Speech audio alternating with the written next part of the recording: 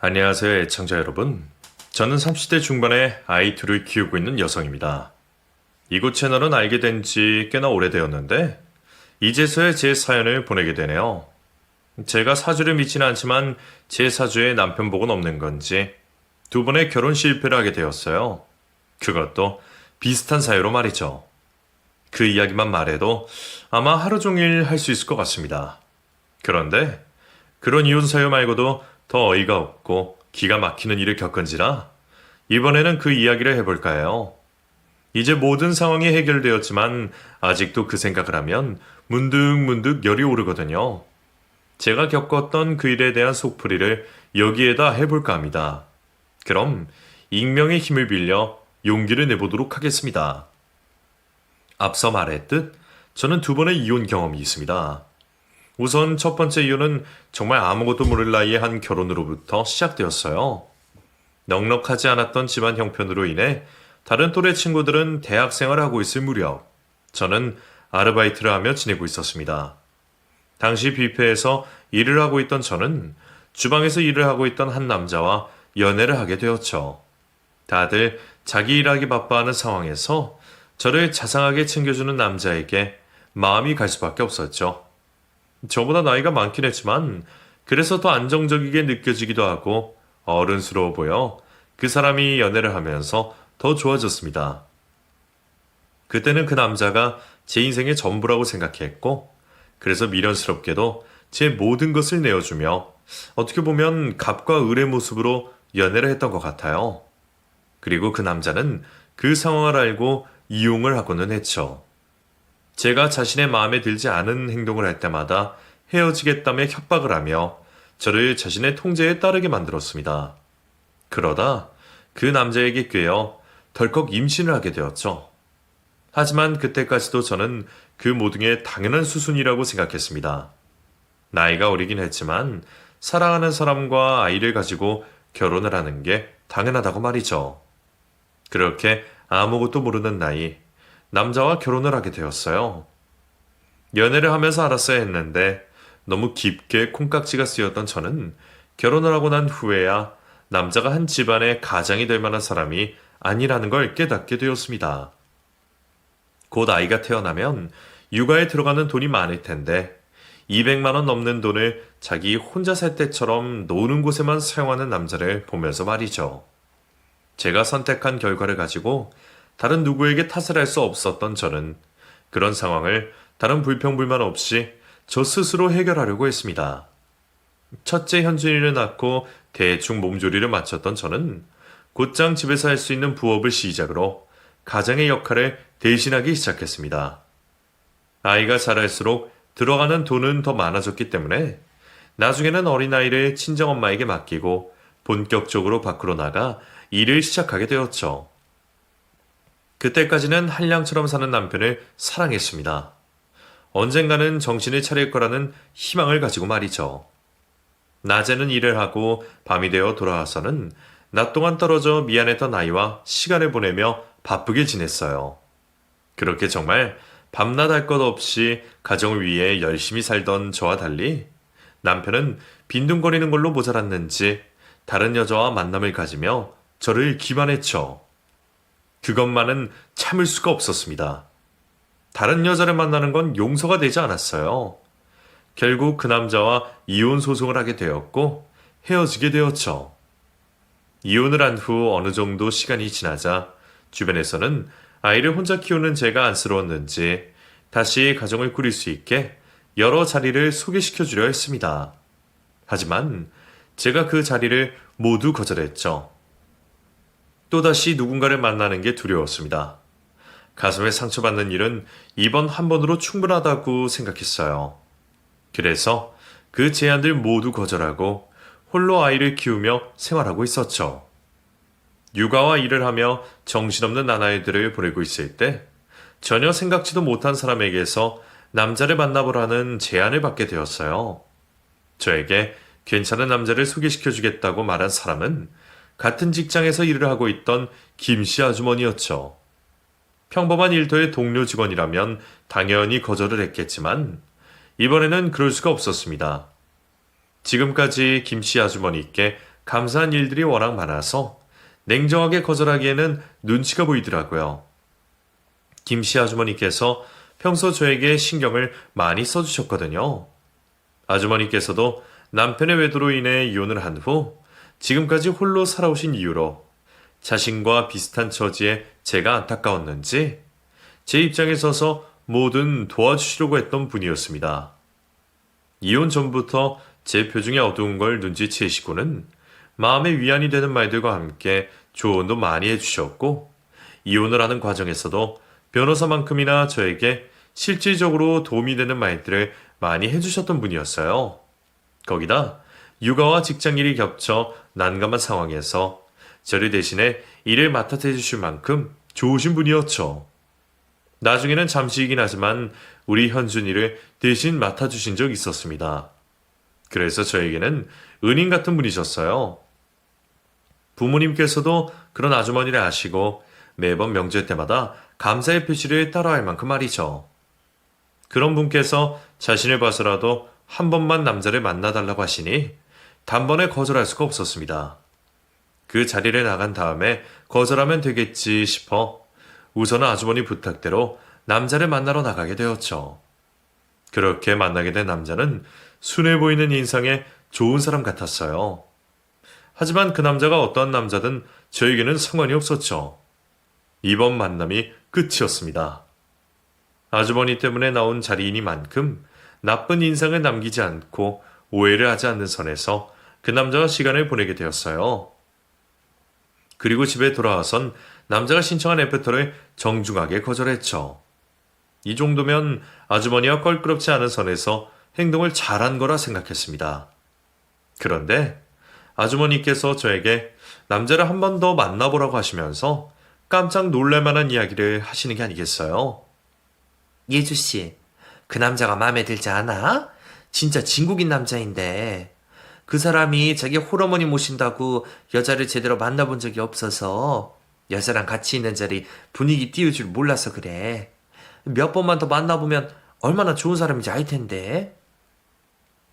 그런 게 아니라 실은 제가 다른 사람을 만날 생각이 없어서요. 이혼을 하고 난 후에는 다른 사람 만나는 게 좀 그렇네요. 또 상처를 입을 것 같아서 새로 시작하는 게 무섭더라고요. 그러니 오해하지 마시고 이해해 주세요. 나도 그걸 왜 모르겠어. 근데 무작정 안 만나는 게 능사가 아니니까 내가 이러는 거야. 여자 혼자 아이 키우는 게 얼마나 힘든지 알아? 이제 애가 좀 컸다고 힘든 시간 다 끝났다 생각하겠지만 그게 또 아니거든.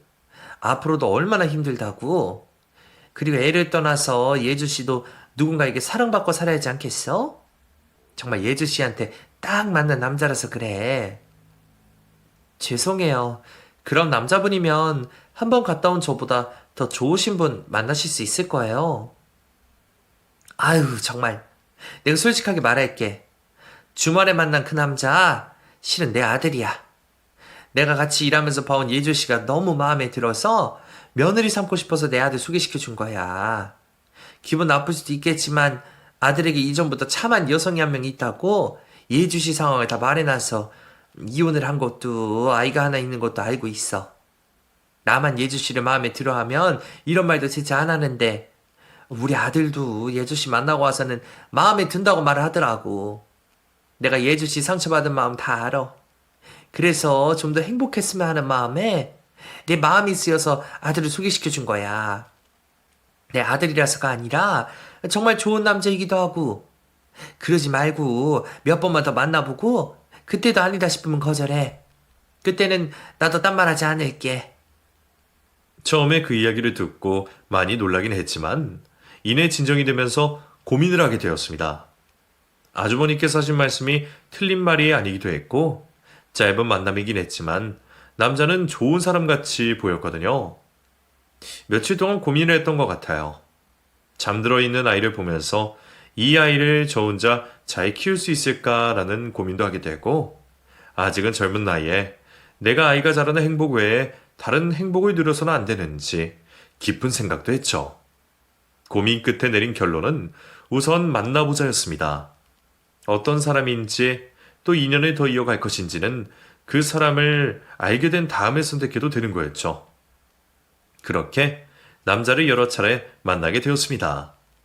좋은 첫인상 때문에 그런지 모르겠지만 만날수록 한민 씨는 좋은 사람이라는 확신을 들게 해준 사람이었어요.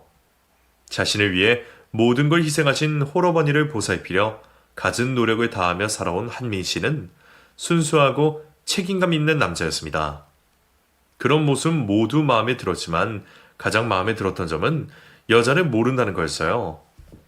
아주머니께서 하신 말씀처럼 평생 홀어머니를 모시느라 다른 곳에 정신을 둘 일이 없었던 탓인지 여자를 하나도 모르는 숙맥인 남자의 모습이 저는 좋았습니다. 다른 누군가는 여자를 몰라도 너무 모른다며 답답하다 하겠지만 저는 전 남편의 외도로 인해 이혼을 해서 그런지 그 점이 가장 마음에 들었죠. 한민 씨와 연애를 하게 되었고 만남을 이어가면서 점점 깊은 사랑에 빠지게 되었습니다. 만남이 길어지고 우리 두 사람 다 행복해하다 보니 당연히 결혼 이야기가 나오기 시작했어요.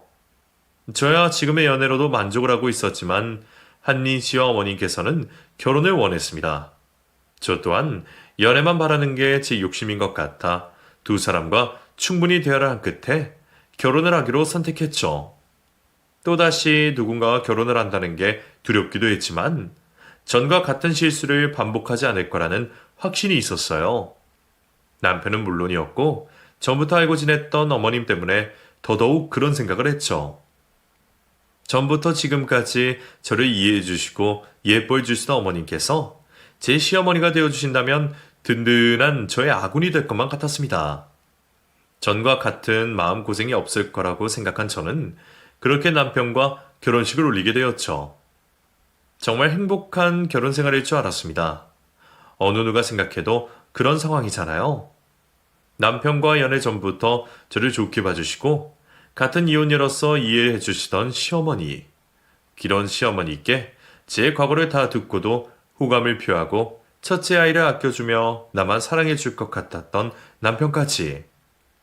이전 결혼 생활에서 겪은 힘든 시간은 저에게 두 번 다시 찾아오지 않을 거라 생각했습니다. 그리고 제가 상상한 대로 얼마 동안은 그 행복이 유지되었죠. 하지만 그 행복은 오래가지 못했습니다. 먼저 문제가 되었던 건 저에게 계속해서 잘해주실 것만 같았던 시어머니의 변화 때문이었어요.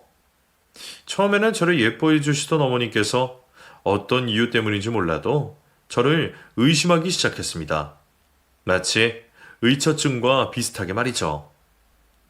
예주야, 너 어제 일 끝나고 바로 집으로 들어간다고 하지 않았니?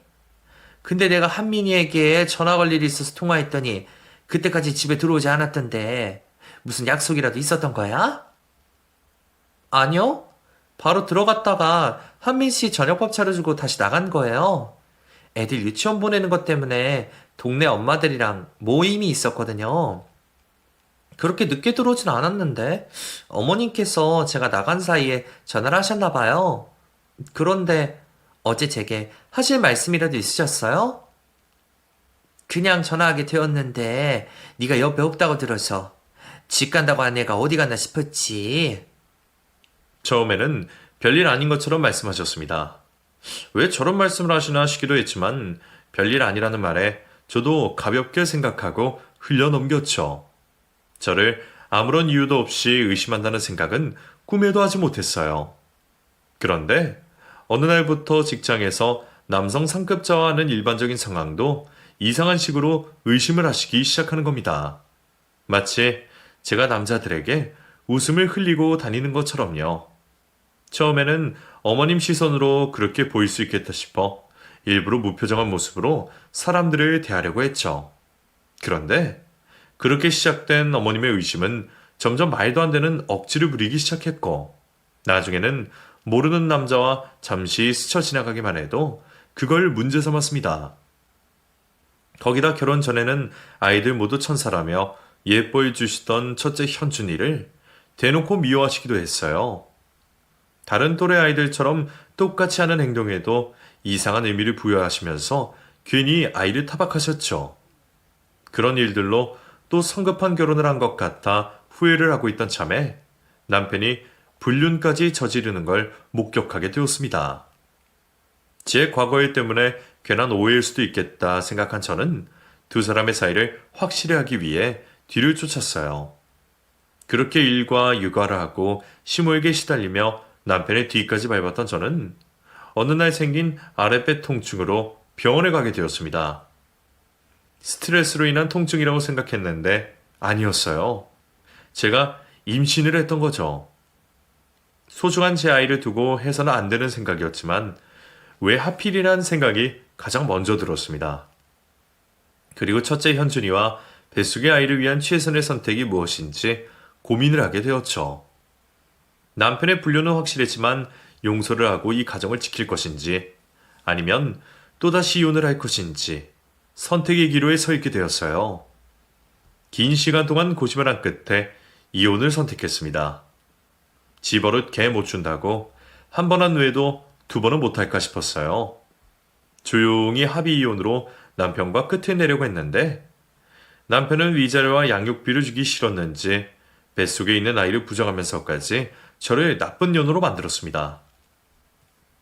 임신한 사람이 이혼을 요구한다고? 뭐가 이상하지 않냐?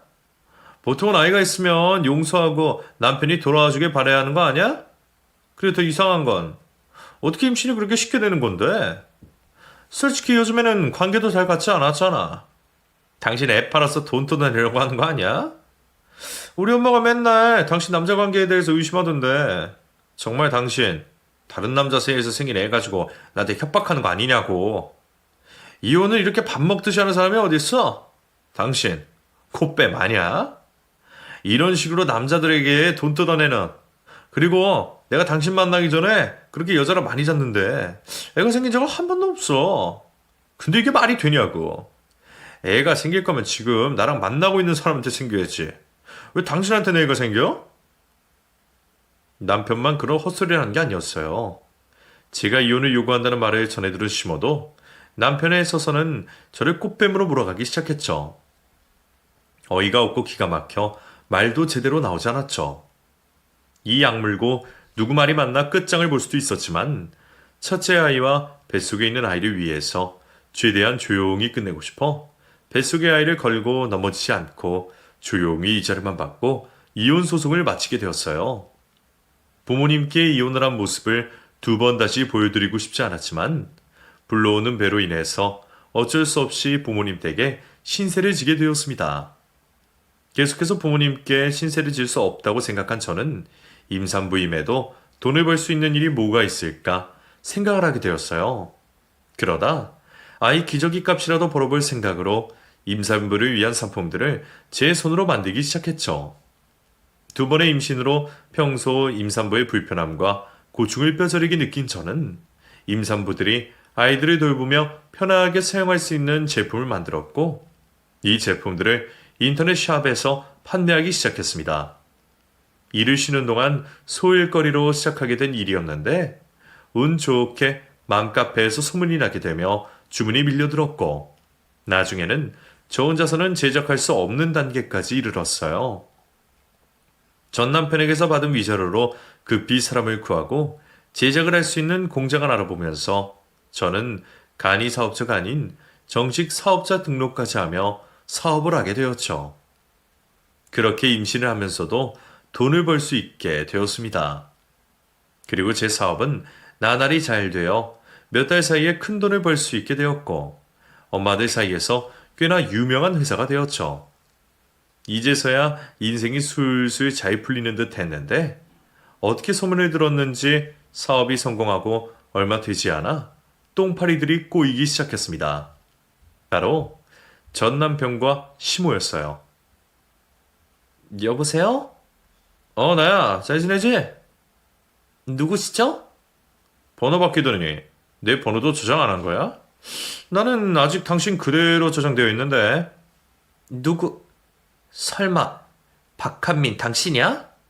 아, 최근 들어서 계속 당신 생각났는데 우연히 인터넷에서 당신 이름 보고 용기 내서 연락해봤어. 잘 지내지? 용건만 말해. 그것도 중요한 거 아니면 그냥 끊고. 아직 화가 안 풀린 거야? 그래, 내가 그런 잘못을 했는데 쉽게 풀릴 리가 없지. 근데 나 당신이랑 헤어지고 정말 후회 많이 했거든? 왜 그런 모진 말을 했는지 나도 모르겠어. 우리 연애할 때는 그렇게 좋았는데 뭐가 나를 그렇게 변하게 한 건지. 쓸데없는 소리 할 거면 이만 끊을게. 헛소리라는 첫 연락에 저는 눈치를 챘습니다. 누가 보더라도 제가 한 성공에 무임승차하고 싶어 저와 재결합을 하고 싶어 하는 것 같았어요. 그래서 틈조차 보여주지 않았죠. 그 이후에도 남편과 시모는 끈질기게 저에게 연락을 했지만 저는 말도 섞기가 싫어 투명인간 취급을 하며 무시로 일관했습니다. 저에게 냉정하고 차가운 모습에 잠시 주춤해하는 모습을 보인 두 사람은 그럼에도 포기를 하지 않고 다른 방법으로 저에게 접근을 하려고 했죠. 둘째, 현우를 이용해서 말이에요. 아이가 잘 자라고 있는지 아빠의 존재는 알고 있는지 엄청나게 징징거리는 두 사람은 아이를 한 번만 멀리서라도 보게 해달라며 저에게 매달리기 시작했습니다. 자기들 아이 아니라며 저를 꽃뱀 취급할 때는 언제고 이제 와서 애를 핑계 삼아 저에게 접근하려는 모습을 보니 너무 가증스러웠죠. 무시로 일관하고 싶었지만 혹시 저 몰래 아이에게 접근을 하지 않을까 걱정이 되었던 저는 두 사람의 시달림의 끝에 아이를 멀리서 보여주겠다는 약속을 하게 되었어요.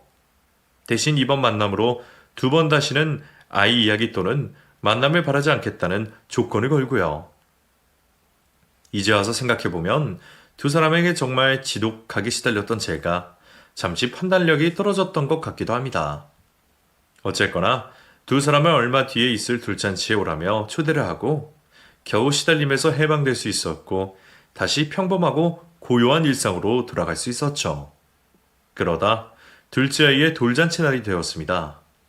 그날 점심때까지만 해도 행복한 날이 될 거라고 생각하고 있었어요. 저 혼자서 남자애들 둘을 돌보고 돌잔치 준비까지 하느라 정신이 없어서 어쩔 수 없이 초대를 했던 시모와 남편의 존재는 새까맣게 잊어버리고 있었거든요. 돌잔치장에 도착해서도 밀려 들어오는 하객분들을 일일이 맞이하느라 정신이 없었죠. 그러다 식장으로 들어오고 있는 남편과 시모, 그 두 사람을 보고서는 미간이 찌푸려지기 시작했어요. 저와 전 남편의 불편한 관계를 알고 있는 지인들은 갑작스럽게 등장한 두 사람을 보고 무척이나 놀란 모습이었죠. 몇 명은 저에게 다가와 괜찮은 거냐고 물을 정도였고요. 저도 표정 관리가 잘 되지는 않았지만 어떤 이유이든 간에 제가 초대한 사람들이니 최대한 좋게 포장하여 지인들에게 설명을 했죠. 어머, 예지야. 전 남편 오기로 되어 있던 거야? 너 저 사람이랑 안 좋게 헤어진 거잖아. 그래도 애 아빠니까 돌잔치인데 참석은 해야지. 너는 착해서 문제야. 아무리 애 아빠라고 하지만 그 진상짓을 한 놈을 여기까지 불러? 이 좋은 날에 또 진상짓 하면 어쩌려고. 내가 지금 가서 발이라도 밟아줄까? 아니면 다리라도 걸어서 넘어뜨려? 됐어. 여기 있는 사람들 중 대부분이 자신들 어떻게 생각하는지 알 텐데 눈치 보여서 무슨 짓이나 할 수 있겠어? 그냥 너도 모른 척하고 신경 쓰지 마. 나도 크게 신경 안 쓰려고. 저를 걱정해주는 친구들을 안심시키려 아무렇지 않은 척 했지만 어쩔 수 없이 두 사람이 신경 쓰였어요. 그래도 제가 한 말처럼 여기 있는 사람들 중 대부분이 남편과 시모가 저지른 행동을 알고 있으니 조용히 있겠거니 싶었죠. 저에게 접근하는 거야 다른 하객들 맞이하며 무시하면 되었고요. 최대한 남편과 시모가 있는 방향으로는 시선을 두려고 하지 않고 오랜만에 만나게 된 지인들과 대화를 나누며 돌잔치를 시작하게 되었습니다. 사회를 맡아주시는 분의 진행을 따라 돌잔치를 즐기고 있었는데 제 친구들이 저에게 다가오더니 귓속말을 하는 거예요.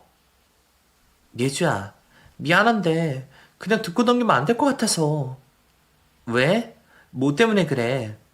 아니, 너희 전 남편이랑 시모 말이야. 여기 참석한 다른 사람들에게 너랑 곧 다시 합칠 거라고 거짓말하고 있잖아. 뭐? 내가 지랑 합친다고? 미친 거 아니야? 나도 아까 너랑 대화 안 했으면 진짜 그런 줄 알았을 거야. 저놈 진짜 미친놈 아니니? 그것도 계속 여기저기 돌아다니면서 그런 소리 하잖아. 내가 듣다 못해서 예준이랑 이야기 된 거냐고 따져 물었더니 원래 부부싸움이 칼로 물베기란 소리 하면서 내가 잘 몰라서 그런 거래. 너랑은 벌써 이야기가 다 되어 있다고 말하더라고. 이러다 너희 어머님 귀에 저 소리 들어가면 어떡해.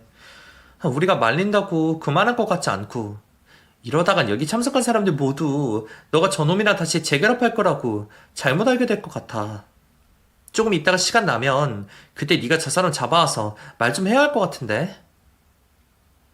견우 돌잔치로 오겠다는 이유가 아마 이 때문이었나 봐요. 제 주변 사람들에게 거짓 소문을 내어서 저를 압박하거나 설득시키려고 했나 봅니다. 친구들에게 그 이야기를 듣자 너무 화가 나더라고요. 자기의 돌잔치에 왔으면 조용히 아이 생일이나 축하해주다가 갈 것이지. 어떻게든 저랑 다시 잘해보려고 별 이상한 짓을 하는 걸 보니 도저히 안 되겠다 싶었습니다. 돌잔치가 진행 중이라 제가 박차고 나가 두 사람을 곧장 쫓아낼 수는 없었지만 잠시 틈이 나는 대로 두 사람을 이 장소에서 내보내야겠다고 생각했죠. 우선은 지금 하고 있는 아이의 돌잔치에 집중을 하게 되었어요. 울고 웃으며 돌잔치를 하고 있는 아이를 보면 기분이 너무 좋았지만 한편으론 이 행복하고 좋은 시간을 오롯이 집중할 수 없게 만든 두 사람 때문에 짜증이 너무 났었죠. 잠시 후 돌잔치에 참석해 주신 하객분들이 현우에게 전하는 영상 편지가 흘러나왔고 저는 그 틈을 타서 남편과 시모에게 향했습니다. 두 사람이 있는 곳까지 도착을 했는데 이 사람들 제가 온지도 모르고 옆에 있는 제 회사 직원에게 또 자기들이 만들어낸 거짓말을 하고 있더라고요. 우리 예주가 원래 행동력 하나는 정말 끝내줬거든요. 근데 그게 또 그렇게 좋지만 않아요. 너무 행동력이 좋다 보니까 우선 지르고 봐. 지금 우리 관계도 그래요. 남들은 내가 바람 피워서 이혼했다고 하는데 그게 아니었거든요. 예주가 내 이야기는 듣지도 않고 오해를 해버린 다음에 내가 해명을 하기도 전에 먼저 알아서 판단을 내린 거예요. 이혼을 하겠다고. 나는 눈떠 보니 이혼을 당했더라고요. 그런데 이제 와서 뭐야. 다 오해였으니까 또 합쳐야 하고 번거롭게 결혼식이나 한번 더 하게 생겼잖아요. 그래서 행동이 빠르다고 다 좋은 게 아니에요. 저희 사장님이랑 아니 재결합하시는 거예요? 못 들었구나. 하기야 이런 걸 부하 직원들에게 말하기가 좀 뭐하지. 이혼이랑 결혼이 장난도 아닌데 오해한 걸로 이혼을 했다가 또 결혼을 했다가 한다는 게 창피한 얘기기도 하고. 그럼 예주가 직접 말하기 전까지는 모른 척 해줘요. 나는 또 다 알고 있는 줄 알고 말을 했네. 오늘 내가 여기 온 이유도 미리 이야기가 다 되어서 그런 거거든요. 정말 너무너무 어이가 없었습니다. 도대체 무슨 생각으로 절대 벌어지지 않는 일을 다른 사람에게 떠들고 다니는지 얼굴이 화끈거리다 못해 아주 뜨겁더라고요. 두 사람에게 찾아오기 전까지만 해도 조용히 이야기하고 내쫓으려고 했는데 도저히 이대로 그냥은 못 보내겠다 싶었어요.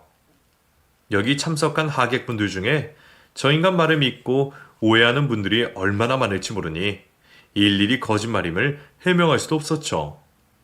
화를 참을 수 없던 저는 두 사람의 옷을 잡고 뒤로 넘어뜨렸습니다. 아이고 이게 무슨 일이야. 예주 너가 넘어뜨린 거니? 여보, 지금 뭐 하는 거야? 누가 당신이랑 재결합을 해? 내가 머리에 총 맞았어? 자기 애 품고 있는 아내 두고 다른 여자랑 만나고 당기는 놈이랑 재결합을 하게? 여보, 여기서 이러지 말고 사람들 보니까 좀 나가서 대화하자. 어? 뭘 나가서 대화를 해. 여기 있는 사람들한테 그 거짓말을 다 해놓고. 사람들도 네가 거짓말한 거 알아야 할 거 아니야. 그리고 이혼한 이유도 정확히 알아야 하고. 예주야, 우선 나가서 이야기하자니까. 그리고 그 이야기가 여기서 왜 나와? 남편은 제 입에서 그 당시 자기가 한 말이 못 나오도록 저를 밖으로 내보내려 했지만 저는 그 손을 뿌리친 채 소리를 질렀습니다. 이곳에 참석한 사람들이 모두 들을 수 있게 말이죠. 내가 임신했다고 하니까 네가 뭐라고 했어. 지금까지 네가 만나온 여자들은 이렇게 쉽게 임신한 적 한 번도 없다면서. 그때 외도한다고 만나고 있던 여자도 잠자리를 그렇게 많이 했는데 임신 안 했다고 날 의심했잖아. 그래서 나보고 꽃뱀이라며 네 자식 품고 있는 나보고 다른 남자 애를 베고 있는 거 아니냐면 날 이상한 년으로 모각한 거 기억 안 나? 아니 예주야, 너 지금 무슨 거짓말을 그렇게 하니? 우리 한민이가 언제 그런 말을 했어? 너 지금 사람들이 있다고 너무 오버해서 이야기를 한다. 됐다. 우리가 그냥 돌아갈 테니까 그만해라. 여러분, 예주가 원래 애들이 키우느라 스트레스가 심한 모양인데 방금 우리 아들이 했다는 말 사실 아니니까 신경 쓰지 마세요. 얘 한민아 그냥 가자. 손주 돌잔치라고 해서 좋은 마음으로 왔더니 이게 무슨 꼴이니? 내가 없는 말을 만들어냈다고? 야, 너야말로 없는 말 만들어내는 거짓말쟁이면서 누굴 거짓말쟁이로 만들어? 뭐? 너? 너 지금 시어머니 보고 너라고 했니? 그래 너. 그리고 네가 왜 내 시어머니야? 이혼한 지 1년이 넘어가는데. 너, 네 아들 나한테 처음 소개할 때 뭐라고 거짓말했니? 여자는 만나본 적도 없고 알지도 못한다고? 그래, 자기 자신 모를 수도 있다고 치자. 근데 너 스스로도 얼마나 포장해서 거짓말을 했니? 같은 이혼녀는 이혼녀 마음을 안다고? 애 하나 있는 게 무슨 큰일이냐고 너는 다 이해해준다며. 아이라면 다들 천사가 내려준 선물이라며. 내 새끼 남의 새끼 할 것 없이 다 좋다며. 이 중에 네가 지킨 말이 하나라도 있니? 너 내가 이혼녀로서 남자 쉽게 만나고 다닐 거라며. 결혼하고 얼마 지나지 않아서 나 의심했잖아. 자기 빼고 이혼한 것들은 다 문제가 있어서 그런 거라며. 그리고 첫째 현준이 보고 뭐라고 했니? 자기 새끼 아니라서 밥 한 그릇 주는 것도 아깝고 자기 아들 집에서 편하게 지내는 것 보니까 미워 죽겠다고 했지. 너 그렇게 마귀알몸처럼 행동해놓고 내가 네 아들이랑 결혼하기 전에는 천사같이 할 것처럼 행동했잖아. 내가 이런 일을 겪고 나서도 너희 집안과 다시 연애 맺을 것 같아? 현우 빼고 너희들 기억을 싹 다 지우고 싶어하는 사람인데 너희 지금도 내가 돈 잘 번다고 하니까 어떻게든 다시 잘해본 다음에 거머리처럼 내 피 빨아먹으려고 내 주위 맴도는 거 아니야. 그래서 오늘 여기 있는 사람들한테 네 아들이랑 다시 재결합할 거라고 거짓말까지 하고. 꿈도 꾸지 마라. 내가 죽으면 죽었지 너희 같은 인간 말종들과는 절대 다시 어울리지도 않을 거니까. 이년이 어디서 거짓말을 해? 너 우리 아들이랑 결혼했을 때 다른 놈이랑 튄 거 맞잖아. 그래. 우리 아들이 여자 만나고 당긴 것도 맞고 바람 핀 것도 맞는데 너는 뭘 잘했다고 큰소리치고 피해자인 척해? 우리 아들 말처럼 임신이 그렇게 쉬워? 내 아들이 바보도 아니고 자기 아들인 것도 모르겠냐 말이야. 니년도 스스로 그걸 아니까 이혼한테 위주로만 받고 그냥 정리한 거 아니야. 네가 우리 모자를 망신 주려고 작정을 한 것 같은데. 그래, 한번 해보자. 다른 남자랑 뒹굴고 애 낳은 년이 파는 육아용품 잘 팔리나 한번 보자는 거야. 내가 내 주위 사람들 전부 다 이용해서 네가 파는 물건의 이 내용들 전부 다 댓글로 작성할 거다. 요즘 엄마들이 바본 줄 아니? 그런 걸 알고도 네 물건 사줄 것 같아? 시몬은 아들이 아무 소리나 한 말을 믿는 것 같았습니다. 제가 자신들의 치부를 이야기해서 창피한지 제 앞길을 막겠다며 말도 안 되는 소리를 하더라고요. 너무 어이가 없어서 코웃음이 났죠. 이 와중에 남편도 시모의 말에 이어서 말을 하더군요. 우리 엄마 말이 맞아. 그때는 나도 잘못한 게 있으니까 대충 넘어갔는데 이 창피까지 당하고 참을 수가 없네. 더는 안 되겠어. 나도 오늘 당한 명예훼손 포함해서 당신이랑 나와 결혼 생활 중에 다른 놈 아이를 임신한 거 이거 문제 삼을 거야. 알겠어? 둘 다 뭐라고 하는 거야? 너희 둘 다 미쳤어? 내가 정말 바람이라도 폈다고 생각하는 거야? 현우 더 이상은 네 아이가 아닌 건 맞거든. 근데 생물학적으로는 네애 맞아. 나도 아니었으면 말하는데 그게 맞다고. 이 아이가 내 아이인 거 확실해? 그렇게 확실한데 왜 이혼 과정에서는 애를 걸고 넘어지지 않았을까? 말로는 무슨 말이라도 못해.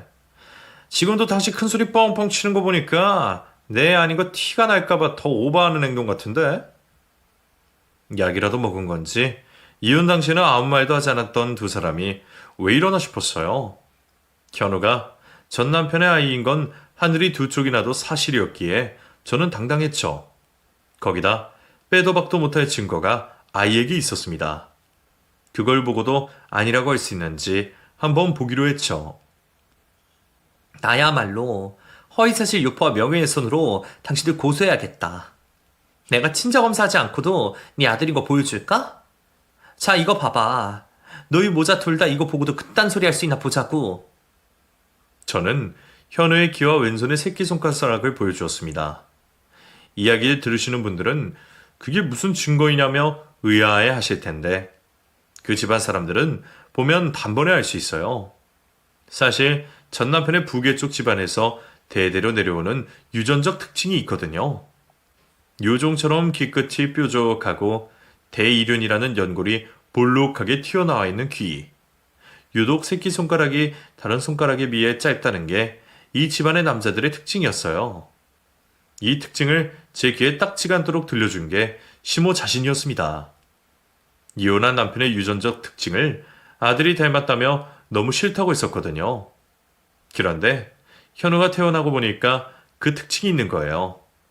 그래서 저도 현우의 귀와 새끼손가락을 볼 때마다 전 남편과 시모의 생각이 떠올라 아쉬웠어요. 그런 건 닮지 않았으면 좋을 텐데 하고 말이죠. 그런데 그날 현우의 귀와 새끼손가락이 유용하게 쓰였습니다. 두 사람은 똑같이 닮아있는 현우의 귀와 손가락을 보더니 그제서야 뭔가가 잘못되었음을 느낀 것 같았어요. 어디다 둬야 할지 모르는 눈동자하며 바짝 마르는 입까지 당황한 걸 넘어서 초조해 보였습니다. 왜? 눈앞에 증거가 떡하니 보이니까 괜한 소리 했다 싶어? 말했지. 나는 당당하다고. 이걸로 부족하면 친자검사 바로 받아보자. 그리고 계속 법 운운하던데 나도 그냥은 못 넘어가겠어. 지금까지 우리 현우에게 지급하지 않았던 그리고 앞으로 성인이 될 때까지 받아야 하는 양육비까지 전부 받아내야겠다.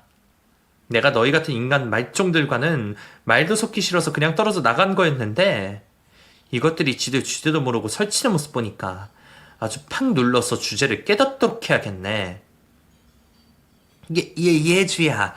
나는 우리 한민이가 하는 말을 믿고 한 건데 뭘 잘못 알았나 보다. 그러니까 우선 내가 미안하다는 말을 너에게 해야겠고 그리고 한민아 너는 왜 예주를 그런 사람으로 만들어? 나는 네 말만 믿었다가 이게 뭐야? 내가 왜 그런 생각을 했을까? 여보, 미안해. 내가 오해한 것 같아. 근데 당신 알다시피 내가 지금 형편이 좀 그렇잖아. 내가 이번 일은 정말 진심으로 사과할 테니까 양육비 그건 좀 다시 생각해주면 안 될까? 내가 형편이 좀 피면 그때는 꼭 책임을 질게. 우선 당신이 그런 걸로 알고 우리 이만 가볼게. 현우 돌잔치인데 우리가 망쳐서 미안. 이제라도 다시 재밌게 즐겨. 일이 잘못되었음을 직감한 두 사람은 곧장 돈 계산이 되었는지 대충 사과를 하고 얼버무리며 그 자리를 피해 도망을 쳤습니다. 하지만 아이의 돌잔치마저 망쳐버린 두 사람을 그냥 내버려 둘 수 없었어요. 제가 뱉은 말처럼 지금까지 못 받아왔던 양육비를 받기 위해 법정으로 남편을 끌고 갔죠. 동시에 지난 돌잔치에 있던 사건으로 명예훼손과 함께 허위사실 유포죄도 곧장 소송을 하기로 했습니다. 당연히 법원에서는 아이에 대한 양육비를 지급하라는 판결이 나왔죠. 생각보다 큰 돈은 아니었지만 자기 엄마까지 모시고 사는 남편에게는 경제적으로 부담이 될 수 있는 금액이었어요. 남편과 시모를 괴롭힐 수 있는 돈이라면 아주 작은 금액이라도 받아야 했기 때문에 혹시 제 날짜에 입금이 안 될 시에는 망신을 주겠다는 협박 아닌 협박도 하게 되었죠. 법원에서 판결 나왔지만 당신들을 믿을 수 있어야지. 그래서 내가 하나 말해두는 건데 혹시라도 양육비가 입금돼야 하는 제 날짜에 입금이 안 되면 그게 겨우 하루가 늦었더라도 나 당신들에게 찾아간다. 그게 회사가 되었든 집안 친척집이 되었든 간에 난장판을 만들어 버릴 거야. 동네 방네 창피라는 창피 다 주겠다고. 당신들이 나에게 했던 일 그대로 전부 설명하면서. 알겠어? 이미 한번 겪어봐서 어떤 분위기인지는 알지? 현우 돌잔치 때 미리 겪어봤잖아. 나도 당신들 다시는 마주치기 싫으니까 서로 얼굴 붉힐 일 없게 알아서들 잘해. 알겠어? 두 사람은 이혼을 하는 과정에서 또 현우 돌잔치장에서 비추었던 자신만만하고 적반하장의 모습은 온데간데 없었고, 제가 말을 하는 내내 고개를 푹 숙인 채 고개만 끄덕이고 있었어요. 그렇게 확실하게 마지막까지 겁을 줄 탓인지 지금까지도 꼬박꼬박 아이에 대한 양육비가 들어오고 있습니다. 다른 수작질도 하지 않아서 두 사람 얼굴 볼 리도 없고요. 혹시 아이를 보겠다며 면접 교섭권이라도 청구하면 어쩌나 싶었는데, 아이에게 애정이 없는 건지 아니면 제가 무슨 짓을 저지를까봐 겁이 나서 그런 건지 아이를 만날 생각도 하지 않네요. 저로서는 그게 더 다행이지만서도요. 글을 쓰면서 느끼는 거지만 결혼을 2번이나 잘못해서 이게 무슨 난리인가 싶습니다. 잘못된 만남 2번 모두 무척이나 후회가 되긴 하는데, 제 새끼들을 보면 또 그런 말을 하는 게 죄를 지는 것 같아서 복잡한 마음이네요. 애들 다 키우고 출가까지 보낸 다음에 연애라면 모를까. 앞으로의 제 인생에서 결혼을 절대 하지 않으려고 합니다. 지금같이 경제적으로 여유가 있는 상황에서는 괜한 자충수는 두고 싶지 않거든요. 그리고 무엇보다 우리 아이 둘에게 최선을 다해주고 싶고, 엄마로서 흔들리는 모습을 보여주고 싶지 않아서 더 그런 마음이 드네요. 혼자서 아이를 키우는 게 얼마나 힘든 일인지 제가 직접 겪고 있어 알고 있습니다. 하지만 그 힘든 삶 때문에 신중하지 않은 선택을 하다간 저와 같은 일을 겪을 수도 있다는 말을 전하고 싶네요. 그리고 꼭 혼자가 아니더라도 아이를 키우시는 어머님들, 여러분 모두 힘내시길 바라겠고, 좋은 날이 꼭 온다는 말을 하고 싶네요. 그럼 제 글을 마치겠습니다. 감사합니다.